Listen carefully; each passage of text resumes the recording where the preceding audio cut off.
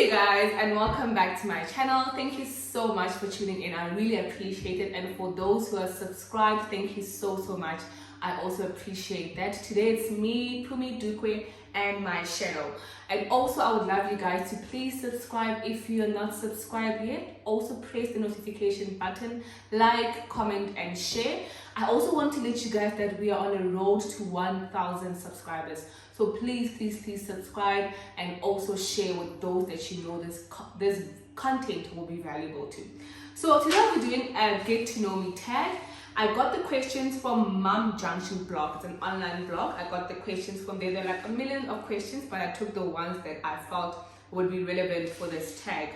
And I'm gonna go straight into it, right? So my full name is Nompumelelo Victoria Dukwe.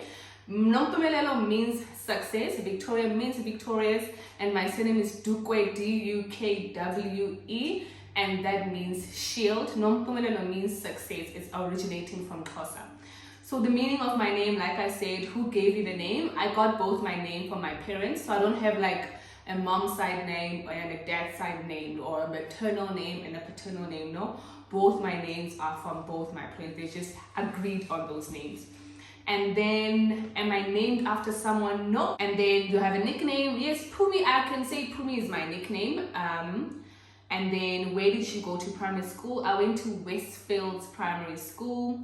Which of your parents do you resemble? So I see my resemblance in my dad. So I see my body, which is my weight, like the lean me is my dad. My dad is lean. My dad is tall. I have his complexion, I have his hands and his toes. But people say I look like my mom. Like when people see me, they're like, yo, you look exactly like your mom. So I don't know, but I feel like I look like my dad. I feel like I look like my dad physically, but my characteristics and my personality is my mom. But when people see me, they say I look exactly like my mom. And then, when was the last time you cried? I'm not sure, but I think it's last week during the week. Whenever I'm on my periods, I always cry. And then, what is your favorite color? My favorite all-time color is white. I love the color white, but it changes over time, like in seasons, and depending on what I do. For home decor, it will be a different color.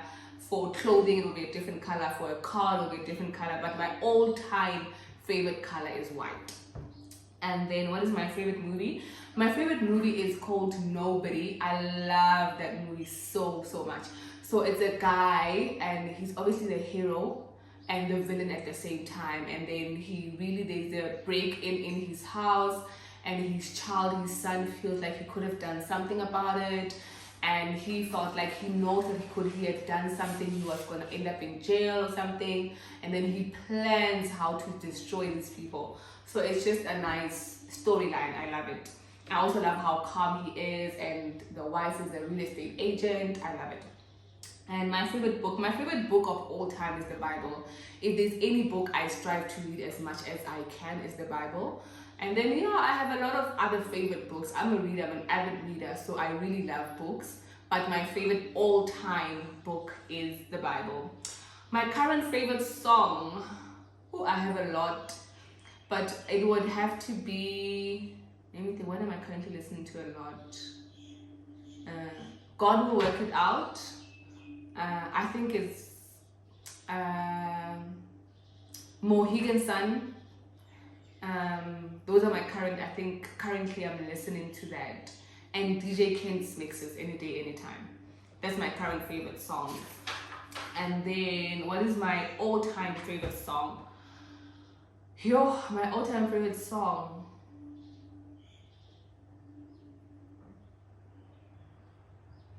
Goodness of God. I listen to that all time, every time. And I don't know. I think, but I love a lot of songs, but all time it would have to be Goodness of God and Happiness by DJ Kent.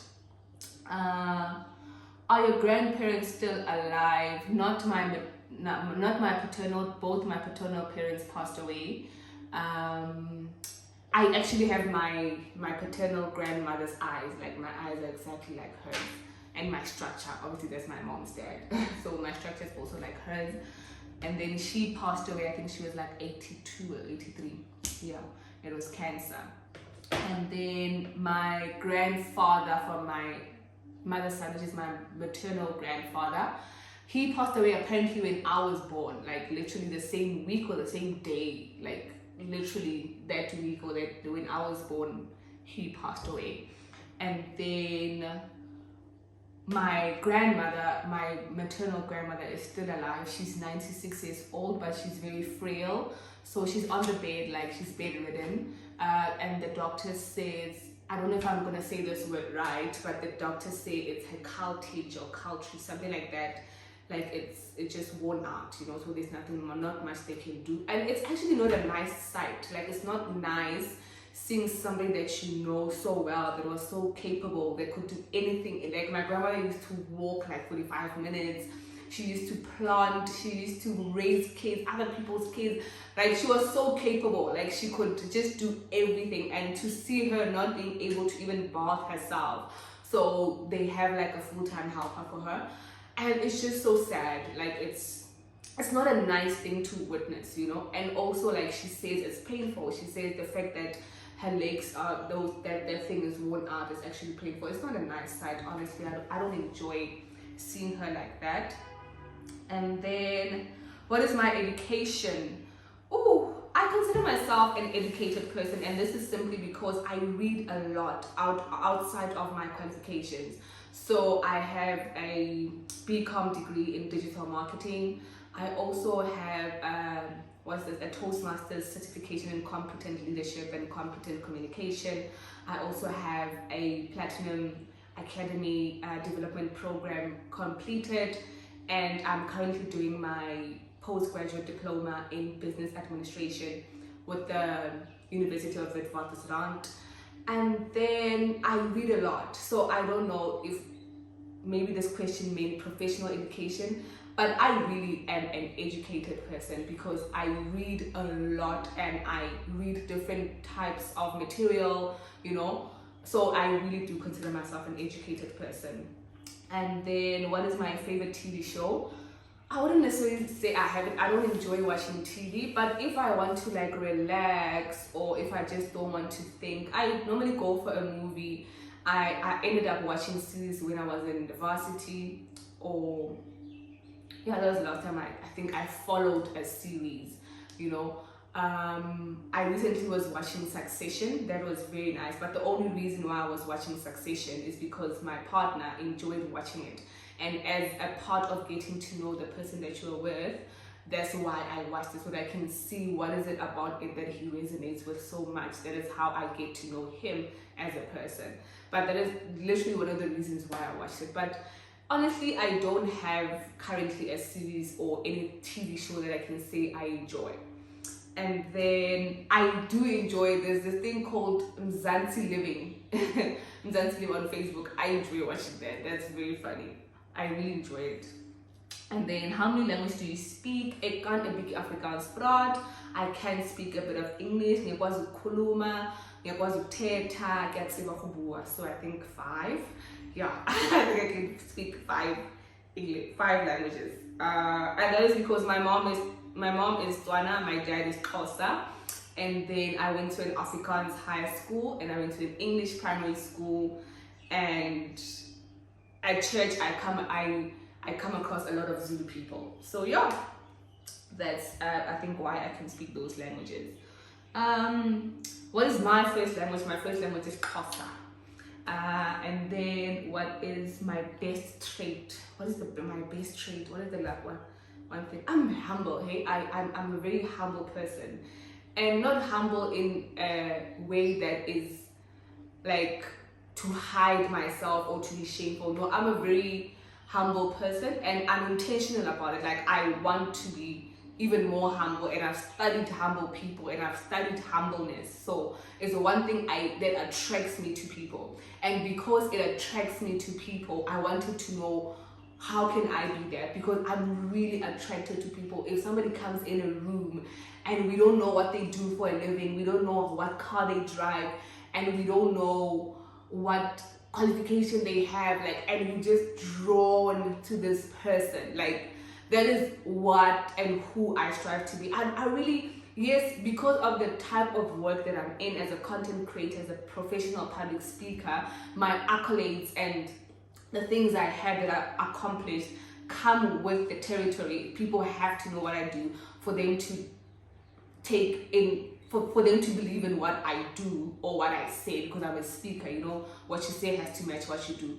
But there is nothing that makes me attracted to people than a person who is not loud, you know.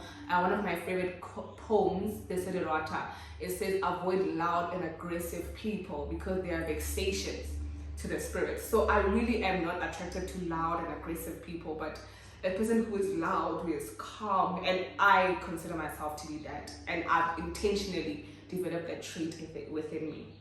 And then what is the most important thing for me in my life is how God sees me, really. Like, you know, everything that I do, and whenever I ask for forgiveness, whether it's in my relationships or whether it's to God, it's because I always ask myself, would God be proud of that? Would God be okay with what you just did or what you just said or how you just said it or what you just did? And whenever the answer is no, then I forgive or ask for forgiveness, because I really care about what God thinks of me. Like, that is the most important thing. Like, I genuinely am one person who is in the business of caring about what God thinks about me.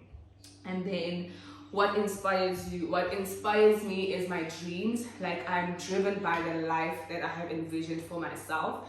And I know that I won't stop until I get there. And that is why I'm even back on YouTube, because I see myself as a top global speaker. I see myself living the life that I want to live. I see myself having the family. I see myself having the assets. I see myself having the portfolio. I see myself having the qualifications. I see myself traveling to speak to esteemed people, esteemed business leaders, esteemed social leaders. I see myself being that person, and because I have not attained that picture, I will not stop, and that's what inspires me.